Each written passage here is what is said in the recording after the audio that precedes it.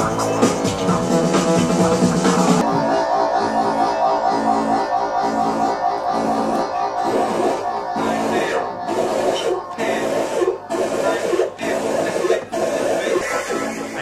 here at the Lord Roberts Hotel. It's a Sunday afternoon, a particular gay and lesbian afternoon.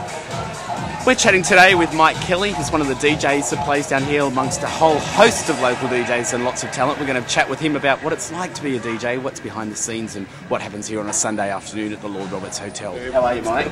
Very embarrassed now. Very embarrassed. Not very well though. That's good. Mike, I'm going to start by asking you, what age were you when you first started DJing? 15. 15? Yeah. That's pretty young. That doesn't happen very often. What happened at 15 years of age to say, right, this is what I want to do? I was kind of sneaking out my window and going to rave parties, and some friends of mine were turntablists, kind of more from the hip-hop school of thought. And so we used to just spend the evenings hanging out and cutting records and trying to outdo each other and whatnot, and then eventually sort of going to clubs and moved on into playing at clubs and stuff like that. Yeah. Now, 10 years ago when you were 15, there weren't too many DJs at all, let alone ones who were 15. So there was a lot less. There was a lot less. So I guess like starting out for you was an easier ride, or was it a little bit more difficult? Ironically, it was harder because there was very few. It was I was very much in the straight scene and the kind of harder trance and techno scene, and it's a very closed shop. The people who are playing now as the top DJs in Australia still are the same people. And they really are very closed about. It's a bit like a boys' club. It is a boys' club, and that except that they're not 75, they're actually 17 to 35. Dexter was the first girl that really even got a lot of break. So I found it was really hard starting out, and I spent probably 5 years before I even got a real kind of break off anyone. Okay, so Mike, what's the difference between a DJ and a turntablist? I mean, a DJ we see in our regular clubs. What's a turntablist essentially, and the difference? A turntablist is someone who would aim to use the turntable as an instrument. Right.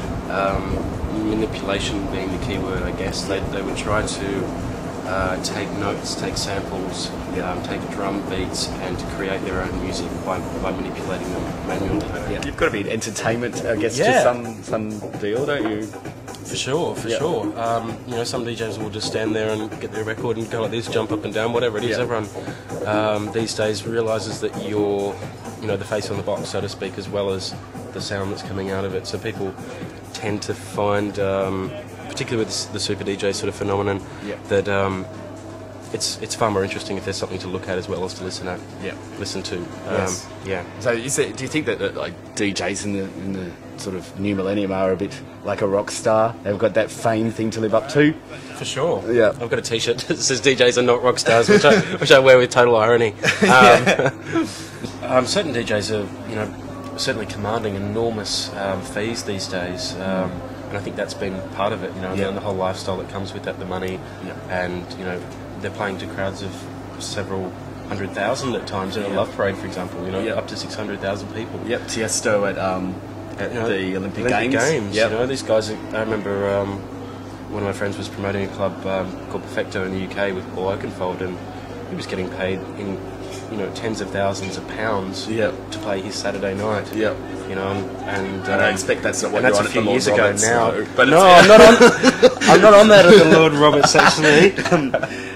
Mike, but you've taken that a step further. I mean, that's not where your interest is, and that'd be nice, I'm sure. But you've actually went to university, and you actually became qualified in this area a little bit more than most, haven't you? What did you do at uni? I've really worked to my production future, and I'm very interested in radio and journalism, and I think the skills that I've learned from DJing certainly overlap, luckily for me, in that respect, and I've been able to do a bit of capitalising on that. I'm working on producing an album at the moment. Your own track, your own music? Yeah. Fantastic. Producing with about 5 different people. Yep. A couple of other DJs and a lot of local musicians and vocalists and whatnot. Yep. Who are those DJs that you're working with that these people would know? Actually, Renee Stanton, who I play with here. Yep. We're working on a sort of funked up kind of very breaky kind of project. Cool. Calvin Wong, who I've sort of worked in Berlin with, who's back here now again. and we're doing a project called Banana Pants. Yep. So look out for Banana Pants because they're coming to you. Right, Mike, which clubs do you play? You almost got the full pack, don't you? You almost got them all. Yeah, no, I guess working down from the top of Australia, I do Arc, I do Stonewall, do Manical, I do Colombian, do the Shift. You were the youngest person to play Mardi Gras. How was at 22? Youngest local 23, DJ? I think, yeah. 23? Yeah. In the Borden? No, Dome. Oh, in the Dome, first off. Right. And Yeah. how many people does the Dome fit? That's about 1,500, isn't it? Oh, no, you could probably get about 3,000 in there. Oh, really? Yeah, there was 3,000 in My there that night anyway. eyesight's never really good on those nights. So. It's pretty hard to count that many people. It's like 1, 2. Yeah. I get lost in the DJ booth. I'd have to mix another record. Well, that's DJ Mike Kelly and all the ins and outs. If you want to find out a little bit more, you can look in your local press or at his website, djmikekelly.com. And come down, have a listen at Lord Roberts Hotel or any other venues he plays at, and I'm sure you'll find he rocks.